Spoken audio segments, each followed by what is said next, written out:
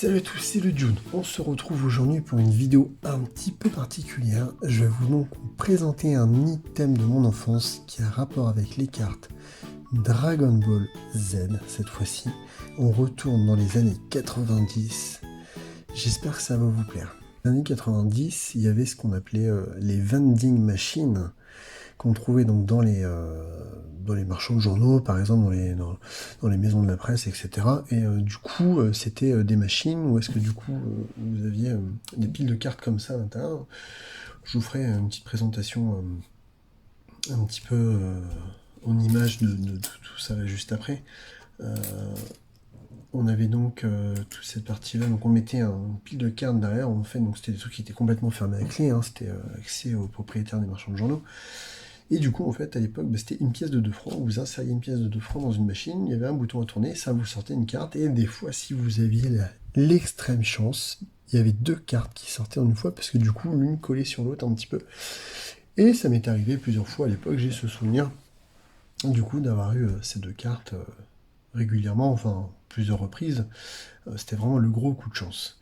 Donc c'était des cartes un petit peu atypiques. Alors j'ai malheureusement le regret du coup quand même aujourd'hui d'avoir revendu la quasi-totalité de toutes mes cartes de l'époque. Donc c'était les Cardass, c'était distribué directement par Bandai. Aujourd'hui il y a des reprints en fait qui sont effectués. On peut acheter des boîtes complètes en fait par série, ça vient du Japon directement. Je vais vous présenter tout d'abord donc ces cartes à l'ancienne. Je vais avoir 3 séries spécifiques. Tac. Voilà, et voilà. On va commencer donc par cette série-là, qui était donc la série Power Level à l'époque. Et donc qui étaient des cartes très très sympas. Alors malheureusement j'ai aucune brillante qui du coup à l'époque s'appelait des prismes, des cartes prismes. Je vous montre ça très très rapidement. Et vous voyez elles sont très très cool. Alors je vous laisse imaginer pourquoi on appelait ça des Power Level. Hein. Hop. Voilà, donc là j'ai quelques cartes en double. C'était plutôt bien fini. Vous voyez, on a la petite inscription en japonais brillante, un peu gold. Donc on a plein de trucs sympas. On est sur les OAV, ça. Vous voyez, là encore, on avait des cartes qui venaient s'assembler, du coup. Alors pas pour toutes, hein, bien sûr. On était vraiment sur du Dragon Ball Z pur et dur, hein, les gars. Est-ce qu'on remonte en... Si je ne dis pas de bêtises... je ne sais pas si vous voyez, en 1996, pour ces cartes-là. Hildegarde. Ah oui, du coup c'est sympa, du coup on a les noms qui sont ici. Le monstre gigantesque. Ça me fait penser du coup aux OAV qui sont sortis un petit peu plus tard, ouais, donc dans les années 90. Il y avait eu 2 OAV qui étaient sortis à peu près en même temps, donc avec Janemba et certainement l'autre OAV qui du coup concernait Hildegarde du coup dedans. Petite carte à Excel. Tac, bah Janemba, oui, du coup. Et là, on retrouve Dabla et les Cyborgs, C17 et C18. Donc là, c'est quand même plutôt cool. C'est une belle collection. J'ai le regret de ne pas avoir regardé les mêmes. On est quand même sur quelque chose de très très épais. Je vais faire un petit comparatif avec les nouvelles cartes donc, dans Dragon Ball Super. J'ai mis mon pack de cartes là, juste à côté. On regardera après. Donc là, toutes les cartes sont de la même taille. Ensuite, on avait donc ces cartes-là.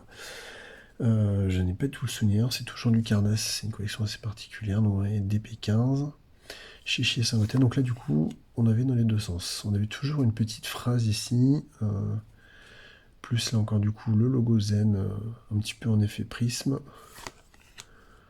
Hop, et une autre petite carte, du coup, toujours sur le même arrière. Vous voyez, on avait une petite boule de cristal. Mais on est sur un bord rouge. Alors, je n'ai pas la subtilité des différences des cartes, je m'en souviens plus. J'avais une dizaine d'années à l'époque, hein, pour vous dire. Et donc là, on est sur le 3e modèle. Donc là, c'est vraiment les cartes pures. Du coup, on reste un petit peu dans le même système, mais peut-être une série différente, le numéro de la série qui est différente. Vous voyez, celle-là de 95. Et celle-là, 95 aussi. Bon, y a pas de... je saurais pas vous dire. Donc là encore, on a dans les deux sens. Tac. Donc on a des cartes qui sont très très cool. Alors, on a beaucoup dans ce sens-là, pour le coup. Ouais, j'ai le souvenir de cartes incroyables.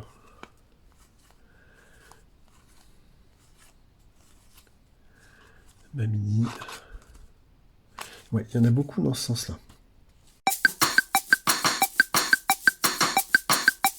Je vous présente le fameux item de l'époque, qui est donc tout simplement une machine, vending machine, donc plutôt à l'étape de... Enfin, à l'étape. Au format donc jouet, hein, qui est vraiment de petite taille. Cardas, distributeur de cartes.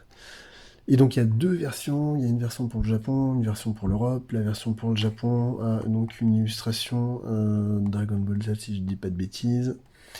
Et la version pour l'Europe avec cette illustration de Dragon Ball GT. Donc on a encore la petite notice. Si je dis pas de bêtises, vous voyez, je pense que là du coup on a la notice en fait en japonais certainement en dessous. Alors je vais pas prendre le risque de tout abîmer, ouais, c'est déjà un petit peu décollé. Donc voilà, à l'époque, oui, il suffit d'insérer une pièce de 20 centimes, 50 centimes, 1 franc ou 2 francs, parce qu'effectivement, à l'époque, on était encore en francs, bien sûr, de tourner le bouton dans le sens de la flèche et de retirer la carte de la tirelire. Donc c'est considéré un peu comme une tirelire. Donc on va venir mettre la petite pièce ici, tourner ce bouton dans ce sens-là, et la carte va sortir par la petite fente ici. Alors, je vais vous faire donc la petite démonstration. Alors, tac, ok. Alors, et oui, parce que du coup, comme c'est une tirelire à l'époque, j'avais encore quelques pièces de 20 centimes en francs. Donc il suffit de mettre les petites pièces. Donc là, c'est quand même un item assez singulier que je vous présente. Je pense qu'on n'en trouve plus énormément. J'ai regardé un petit peu, du coup, par curiosité, sur eBay, sur des choses comme Le Bon Coin, tout ça. Il n'y en a qu'une, voire deux à vendre en France. Une où est-ce qu'il manque, du coup, vous avez l'arrière, en fait. Donc là, on a la partie tirelire qui récupère les pièces. Et ensuite, ici, on a la partie du slot de card. Donc, vous voyez, Bandai, Made in China. Oh, du japonais, c'est bolo. Et donc 1995. Et donc la seule que j'ai trouvée, il manquait donc cette partie-là. Par contre, elle est vendue avec donc, le carton d'origine qui est un petit peu abîmé, il a pris l'humidité. Et du coup, elle est dans les 80 €, ce qui me paraît quand même excessivement cher en termes de tarifs. Mais on est quand même sur une machine qui est très très sympa. Et voilà, donc la petite carte qui sort. Voilà. Et si on est bon, avec ces petites machines, avec une pièce, on peut avoir plusieurs cartes. Donc voilà, c'est plutôt cool. On est sur un item qui est vraiment sympa. Vraiment, vraiment sympa. Alors pour le coup, ça c'est vraiment quelque chose. Je ne regrette pas de l'avoir gardé de mon enfance. C'est une machine qui a donc aujourd'hui 95, on est en 2021. Du coup, elle a 26 ans. 26 ans, ouais, voilà, comptez bon. Elle a donc 26 ans. Je suis vraiment très très content de l'avoir regardée puisque je ne pensais pas un jour et faire une vidéo dessus. Mais vu que le jour est arrivé, eh ben, je peux vous la faire.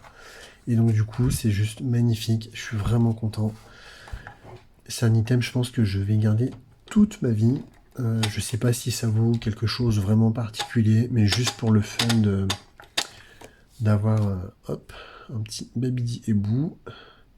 Si tu ne me dis pas où sont les autres, je vais détruire la Terre. Ah oui, avec cette petite voix là, on dirait une espèce de rat là. C'est magnifique. Hop, je suis content, elle fonctionne du premier coup. Le jour, j'ai eu des petits soucis. Je pense que c'est parce que les cartes sont un petit peu gondolées et donc du coup, elles passaient pas bien en fait dans la fente. Donc là, on a entendu que la pièce était tombée.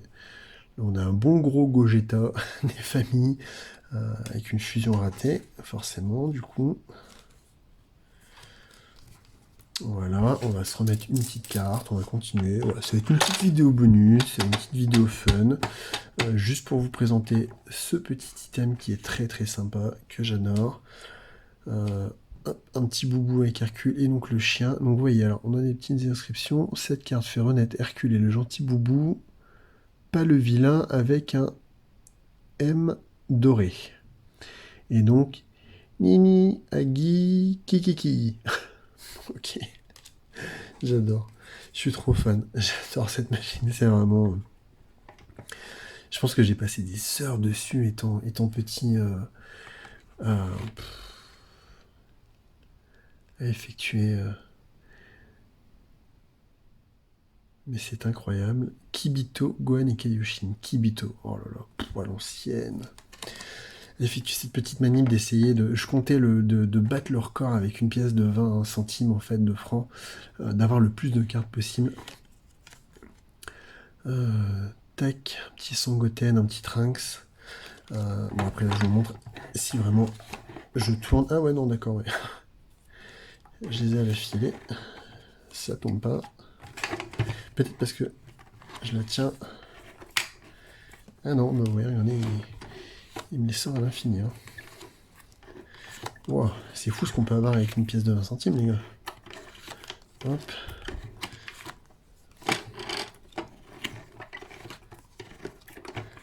Hop.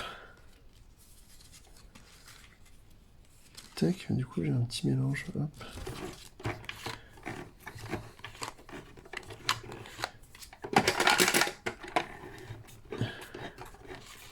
Bon, bah je crois que la pièce elle est bloquée, elle veut pas tomber. On va toute seule les faire comme ça. Allez. On va regarder un petit peu ensemble du coup les vending machines, voir un petit peu ce que c'était à l'époque.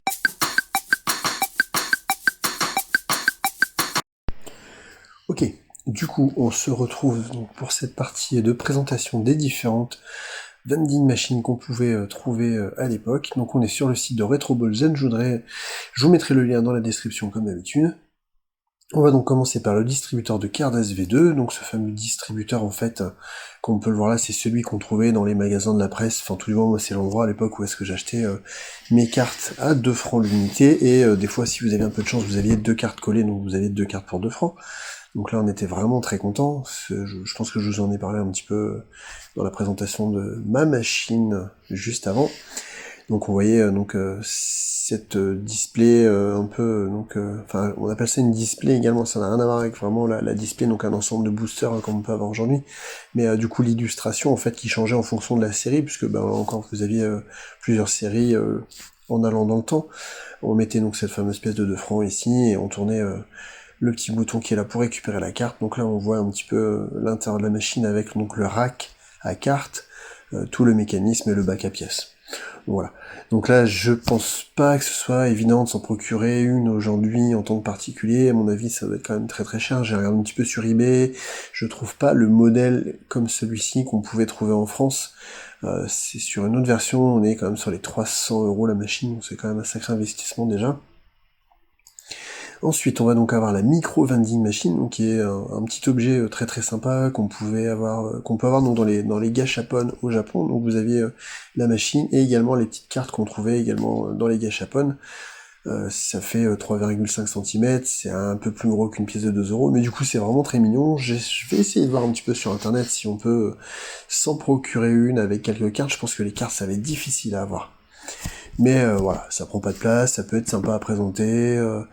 En tout cas, je vous tiendrai au courant. Si jamais je la trouve, je vous ferai une petite vidéo dessus. Ça peut être mignon, donc ça sera certainement une petite vidéo courte. Hein. Et donc ensuite, on termine donc sur la fameuse machine que moi je possède aujourd'hui, dans la version européenne avec l'illustration Dragon Ball GT. Et là, on retrouve donc l'illustration Dragon Ball Z qui était donc destinée au Japon tout simplement. Donc voilà pour cette petite partie présentation. On va continuer cette vidéo très rapidement avec un petit comparatif.